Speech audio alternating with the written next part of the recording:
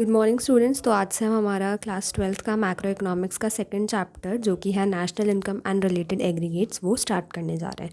सो इसमें first topic हमारा आता है कि भाई नेशनल इनकम क्या होता है। So the aggregate monetary value of all the final goods and services produced in a country during a year, ये नेशनल इनकम होती है।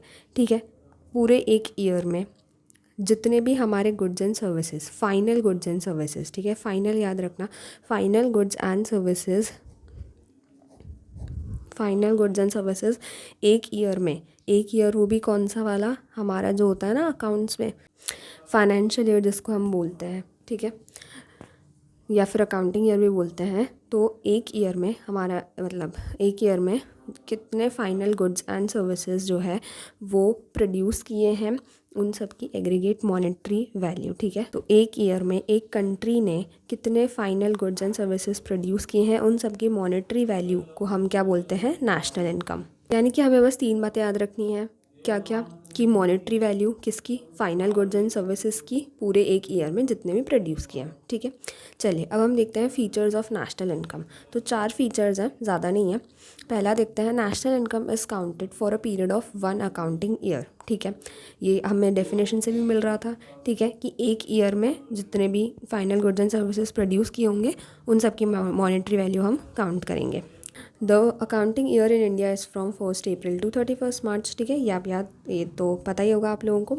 ओके, सो अब सेकेंड पॉइंट आता है, national income is a flow concept. ठीक है, नेशनल इनकम क्या है, एक फ्लो कॉन्सेप्ट है।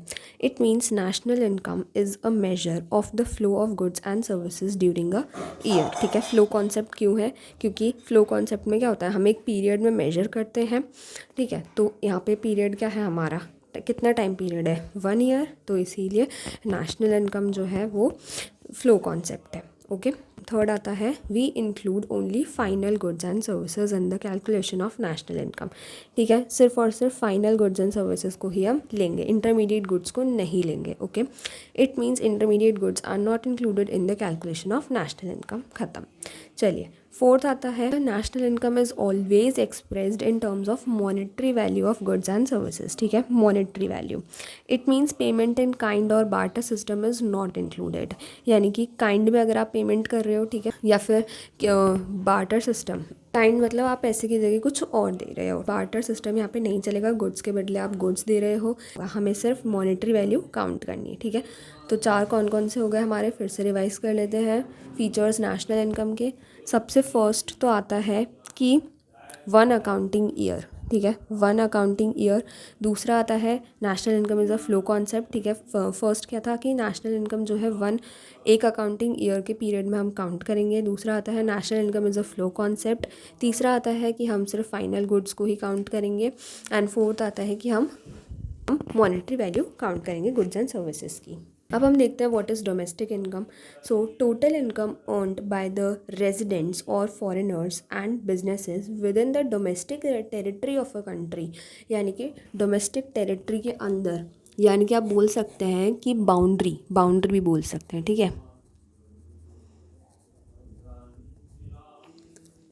कि एक कंट्री की बाउंड्री के अंदर अंदर जितनी भी टोटल इनकम अर्न करी है, किसने अर्न करी है, या तो रेजिडेंट्स ने करी हो, फॉरेनर्स ने करी हो, कोई दिक्कत नहीं है, या फिर उनके बिजनेसेस ने। ठीक है, यानी कि फॉरेन कंपनीज के बिजनेस जो कि इंडिया में, टोटल इनकम किसने अर्न करी होगी, रेजिडेंट्स ने करी हो, चाहे फॉरेनर्स ने करी हो या उनके बिजनेसेस ने करी हो, हमें कोई मतलब नहीं है, बस वो डोमेस्टिक टेरिटरी के अंदर अंदर होना चाहिए। ठीक है, हमारी कंट्री की यानी इंडिया की बाउंड्री के अंदर अंदर होना चाहिए, तो वो क्या हो जाती है, domestic income. Okay, thank you.